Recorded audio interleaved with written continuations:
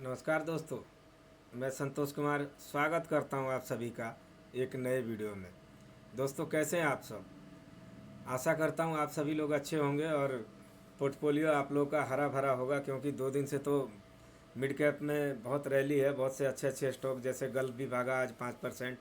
कल UTI AMC ने भी आज अच्छा मूव दिया मेरे डीमेट में। और कल तो एंजल वन के क्या ही कहने थे। तकरीबन 2 या 3 हफ्ते के बीच में एंजल वन से जो मैंने रिटर्न बनाया 70,000, 65,000, 70,000 के आसपास, क्या ही कहने थे। दिल गार्डन गार्डन हो गया। तो ऐसा क्यों होता है दोस्तों कि मिड कैप कंपनियों में अच्छा रिटर्न कम समय में बनता है और लार्ज कैप में यही ग्रोथ स्लो होती है। तो ये समझ के चलना पड़ेगा। इसीलिए मैं ज़्यादा प्रीफर करता हूँ ब्रेकआउट मिले, लेकिन मैं थोड़ी मार्केट कैपिटलाइजेशन में हल्की कंपनी को पकड़ता हूँ। और ये सीक्रेट आपको सभी ने बताएंगे। ब्रेकआउट पे सभी मास्टरी कराएंगे, बताएंगे। यूट्यूब पे बहुत लोग हैं ब्रेकआउट बताने वाले, लेकिन उसमें थोड़ा अपना दिमाग का भी इस्तेमाल करना पड़ेगा। और वो आता है एक्सपीरियंस से। जब मार्केट में 2 3 4 साल हो जाएगा ना, जब आप लार्ज कैप में ट्रेड करोगे, उसका रिटर्न जो 1 साल में आएगा और वही रिटर्न जो मिड कैप में होगा उसके 5 गुना 7 गुना आएगा ब्रेकआउट पे ही। या बॉटम में, अगर जैसे बॉटम ब्रेकआउट करता है और वहाँ आपने पकड़ा, जैसे बॉटम का बेस बना, शेयर डाउन फेज में आया, वहाँ बॉटम बनाया, बेस बनाया, वहाँ से जब उसने उस प्राइस को काटा और काट के फिर नीचे आया रीटेस्ट करके, और वहाँ से जैसे आप एफएसएल का चार्ट दे सकते हैं। बहुत से चार्ट हैं, बिरला सॉफ्ट देख लीजिए। तो मिड कैप की कंपनियों में ये होता है कि अगर उनमें डाउन फेज आता भी है और कंपनी में ग्रोथ है, अर्निंग है, कंपनी का मैनेजमेंट अच्छा है, अच्छे सेक्टर में काम कर रही है, तो दोस्तों मैं मानता हूँ बिरला सॉफ्ट में मैं फंसा था। लेकिन क्या ही कहने थे बिरला सॉफ्ट के। 1 साल तो रुलाया, लेकिन मैंने 320 रुपये पे ख़रीदा था और ख़रीदते ख़रीदते मैं 260 तक आया था। और उस टाइम मैं बहुत ही नया था, मेरे को 1 डेढ़ साल का एक्सपीरियंस था। मेरे को चार्ट भी नहीं, फंडामेंटल भी नहीं, उतने कुछ नहीं आते थे। अभी ट्रेडर बनना कोई बहुत बड़ी बात नहीं है। अगर आप जितने बड़े टाइम फ्रेम पे जाएंगे उतना जल्दी ट्रेडर बन सकते हैं, बशर्ते आपके अंदर डिसिप्लिन हो। और डिसिप्लिन से आप भटकेंगे तो प्रॉफिटेबल नहीं बन पाएंगे। आपकी साइकोलॉजी, इमोशन को कंट्रोल करना और अपने आप को डेली लर्निंग में डालना। आपको जिस दिन ये हो गया ना कि मैं बहुत बड़ा हो गया, मैंने सब सीख लिया, बेड़ा गर्क हो जाएगा। ये मार्केट है और ये ऐसा बिजनेस है, आपको डेली इसमें कुछ कुछ सीखना पड़ेगा।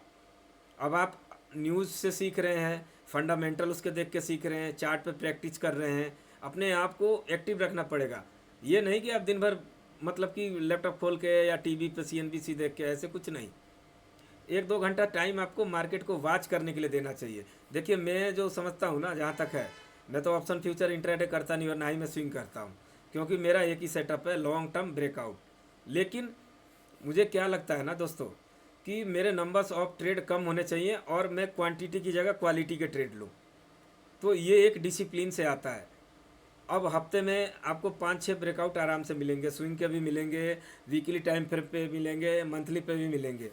लेकिन उनमें से कौन सा शेयर अच्छा रिटर्न देगा, ये सीक्रेट खुद को पता होना चाहिए, दूसरा कोई नहीं बताएगा। यूट्यूब पर मैं भी चार्ट पोस्ट करता हूँ, क्या करूँ आप लोग को सिखाने के लिए, लेकिन मैं ये सीक्रेट बयां कर देता हूँ कि भाई रिटर्न बनाना है तो लार्ज कैप की कंपनियों को थोड़ा देर के लिए अवॉइड करो, अपने डीमेट में मिड कैप की कंपनी को डालो जिसके मार्केट कैपिटलाइजेशन हल्के हों। अब इस बात से सहमत हैं या नहीं है, ये दूसरे लोग नहीं बताएंगे। मार्केट में हर तरह के शेयर हैं, आपको बनाने, आपके वेल्थ को बनाने वाले भी और आपको बर्बाद करने वाले भी। अब वो आपको चूज करना पड़ेगा, और वो आता है आपके नॉलेज, एक्सपीरियंस, मार्केट में टाइम एक्सपेंड करने पे। ये नहीं कि आप डेली डेली चिपके रहो लैपटॉप, पीसी, मॉनिटर। मैं आधे घंटे 1 घंटे सिर्फ वीडियो बनाने के लिए बैठता हूँ। मैं हफ्ते में 100 चार्ट भी नहीं देखता हूँ, क्योंकि मेरे को जब कोई ब्रेकआउट ट्विटर पे या मिल जाते हैं, बस मैं ब्रेकआउट देख के उसके बाद मैं उसके फंडामेंटल देख लेता हूँ, तो मुझे पता चल जाता है कि भाई ये शेयर मेरे काम का है। बस कैपिटल इकट्ठा किया और उसका इंतज़ार में लग जाते हैं। और जैसे शेर शिकार के लिए इंतज़ार करता है ना, तो मैं भी उसी तरह शिकार का इंतज़ार करता हूँ। ये नहीं कि अगर उसने ब्रेकआउट दे दिया तो मैं घाई में आके बाई कर लूँगा। ब्रेकआउट दे रहा है, ठीक है, मैं कैंडल को वॉच करता हूँ कि कैंडल कैसी फॉर्म हो रही है, नीचे वॉल्यूम क्या जनरेट हो रहे हैं, और चुपचाप बैठ के 4 5 हफ्ते तक देखता हूँ। मंथली टाइम फ्रेम पे है तो मेरे को कम से कम 2 2 3 3 महीना भी वेट करना पड़ता है, लेकिन मैं कैश में बैठा रहता हूँ। मुझे विश्वास रहता है अपने सेटअप पे, अपने आप पे और उस शेयर पे कि ये शेयर इस मार्केट में स्ट्रांग है और इसमें रिटर्न बनाने के पोटेंशियल हैं। ठीक है, तो सबकी अपनी अपनी साइकोलॉजी है। अब मेरे दिमाग से सबका दिमाग मैच हो, ऐसा हो नहीं सकता है। आप हर बड़े इन्वेस्टर को देखिए, सबके डीमेट अकाउंट में अलग अलग टाइप के शेयर हैं। बहुतों के डीमेट में है 10 शेयर हैं, उसमें 7 परफॉर्म करेंगे, 3 नहीं करते हैं।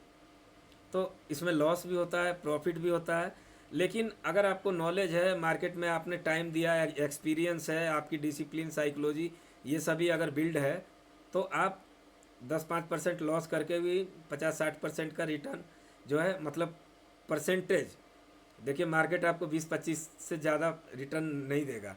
ये एक बड़े इन्वेस्टर लोग कहते हैं, एक्सेप्टेड है उनका। अब ट्रेडर कितना कमाते हैं और ऑप्शन फ्यूचर वाले कितना कमाते हैं वो जाने।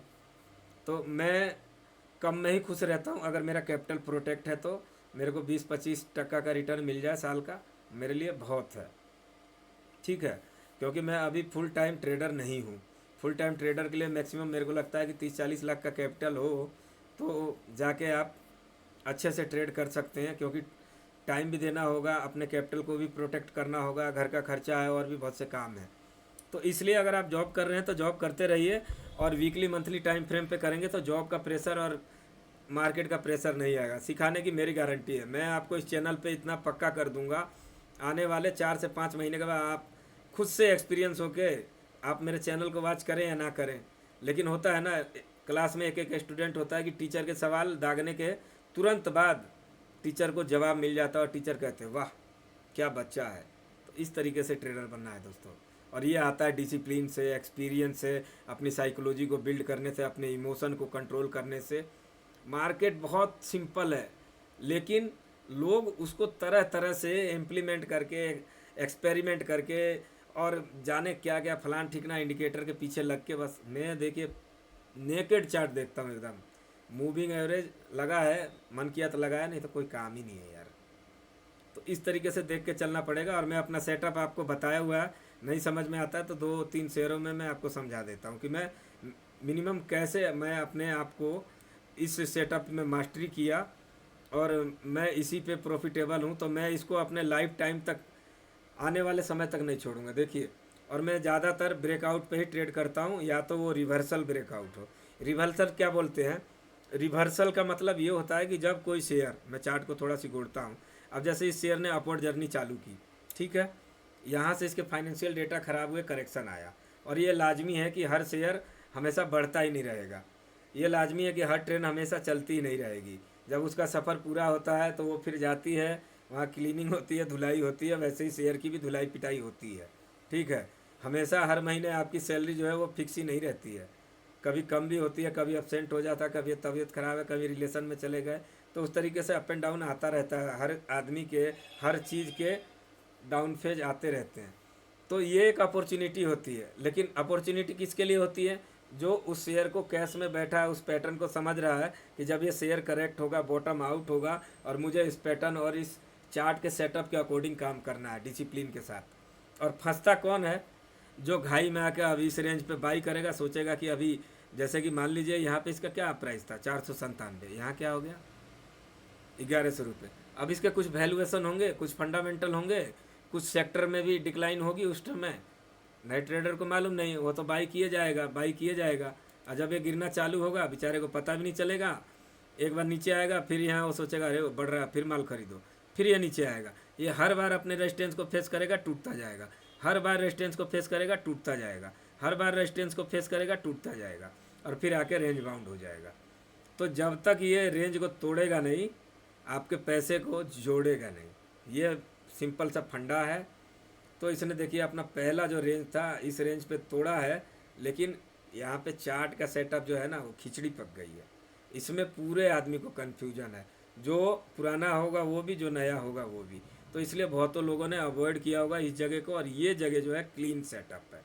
मैं समझा देता हूँ आपको, ज़्यादा टाइम नहीं लूँगा दोस्तों। मैं जानता हूँ आप लोगों का टाइम और डेटा सभी बहुत महंगा होगा, लेकिन कभी कभी थोड़ा टाइम अगर इस चैनल पे एक्सपेंड करेंगे तो मैं आपकी लाइफ को, ट्रेडिंग जर्नी को इतना सिंपल और इतना प्रॉफिटेबल बना दूंगा कि आने वाले वक्त में शायद आप भी नाम लेंगे, किसी से पाला पड़ा था, कोई बिहारी ट्रेडर था और ख़ास करके मैंने ये चैनल बिहार के लोगों के लिए ही खोला है और उनके लिए मेरी सेवा समर्पित है। ठीक है, तहे दिल से रोज़ मैं प्रयासरत हूँ कि मुझे जब भी समय मिलता है ड्यूटी से आने के बाद, ऑफिस से आने के बाद मैं तुरंत लग जाता हूँ। और एक चैनल पर मैंने वीडियो अपलोड कर दिया है और दूसरा भी मैं प्रयासरत में हूँ कि जल्दी से जल्दी अपलोड करूँ। तो देखिए, ये पहला इसने बेस को अच्छे से एक क्लीन चार्ट के साथ यहाँ ब्रेकआउट किया, ऊपर गया। आपको क्या करना था, अगर बाई करते तो इस जोन पे बाई करते जो मैंने मार्क किया, नहीं किया छोड़ दीजिए। उसके बाद हाथ ही नहीं लगाना, वेट करना है कैश में बैठ के। देखिए ये वहीं आएगा, समझ रहे हैं आप बात को? ठीक है, यहाँ आपने नहीं पकड़ा, ये फिर इसने ऑल टाइम हाई का ब्रेकआउट दिया। जब दोस्तों कोई शेयर ऑल टाइम हाई पे ब्रेकआउट देता है ना, बहुत ही मायने होते हैं इसके।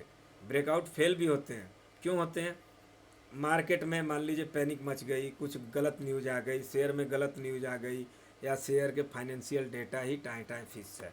जैसे आप एपटेच को उठा के देख लेना, महिंद्रा फाइनेंशियल को उठा देखना, अभी LIC हाउसिंग फाइनेंस का शायद ऐसा ही है। मैं तो दूर ही रहता हूँ उन सब शेयरों से। ग्रोथ ही नहीं है यार, ग्रोथ नहीं है तो क्या करेगा? जब अर्निंग नहीं आएगी शेयर की, तो चाहे वो LIC हो या डीमार्ट हो या IRCTC हो। IRCTC में क्यों नहीं लेता हूँ? 80,000 करोड़ का मार्केट कैपिटलाइजेशन, 80 का PE है। अब क्या ग्रोथ करेगी उसमें? जब भी वो ग्रोथ करना चाहती है, गवर्नमेंट की कोई पॉलिसी आ जाती है। उससे अच्छे तो PSU के छोटे शेयर चल गए। 22-23 रुपये का शेयर हुआ करता था IRFC, पता नहीं कहाँ तक भाग गया। लेकिन मैं कभी प्राइस को चेस नहीं करता हूँ, खुलल बहादुर है। तो इस तरीके से मैं अपने सेटअप के अकॉर्डिंग ही काम करता हूँ, ज़्यादा मैं लालच में नहीं रहता हूँ। मेरे सेटअप पे मिल गया और उस टाइम अगर वो चार्ट मैंने देख लिया, बस मैं उसी में खुश हूँ, उसी में ट्रेड कर लेता हूँ। तो ये हो गया हमारा ये मंथली या वीकली टाइम फ्रेम है। इसको मंथली पे भी आप प्ले कर सकते हैं, अगर ज़्यादा 10 साल 12 साल का ब्रेकआउट हो तो उस तरीके से आप देख सकते हैं। वीकली पे इसने ब्रेकआउट किया, ऊपर गया, 5 कैंडल के बाद नीचे आया। तो इसमें करना क्या था, आप इस जोन पे बाइंग कर सकते थे, छोटा सा स्टॉप लॉस डालते। देखिए ये बाइंग कहाँ तक आया, 1160। स्टॉप लॉस कहाँ है इसका? इसके नीचे ये खराब हो जाता। 20-30 रुपये का वीकली टाइम फ्रेम पे स्टॉप लॉस क्या है दोस्तों? कुछ नहीं है। लोग स्विंग में 50 रुपये का स्टॉप लॉस डाल लेते हैं इस प्राइस को बाई करने के लिए।